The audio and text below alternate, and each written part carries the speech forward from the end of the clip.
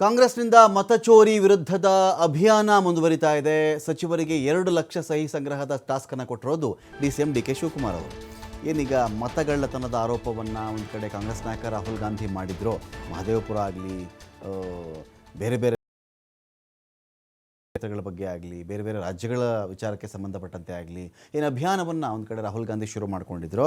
ಇದೇ ವಿಚಾರದಲ್ಲಿ ಸಚಿವರುಗಳಿಗೆ 2 ಲಕ್ಷ ಸಹಿ ಸಂಗ್ರಹ ಆಗಬೇಕು ಅಂತೇಳಿ ಟಾಸ್ಕನ್ನು ಕೊಟ್ಟಿದ್ದಾರೆ ಕೆಪಿಸಿಸಿ ಅಧ್ಯಕ್ಷ ಮತ್ತು ಕರ್ನಾಟಕದ ಡಿಸಿಎಂ ಡಿ ಕೆ ಶಿವಕುಮಾರ್ ಅವರು.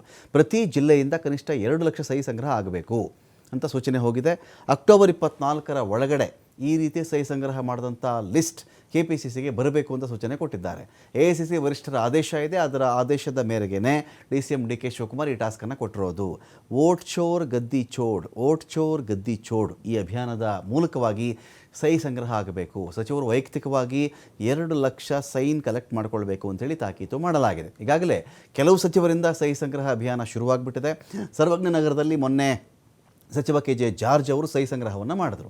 ಉಳಿದ ಸಚಿವರಿಗೆ ಅಕ್ಟೋಬರ್ 24ರ ಒಳಗಡೆ ಸಲ್ಲಿಸಬೇಕು ಅಂತ ತಾಕೀತು ಮಾಡಿದ್ದಾರೆ.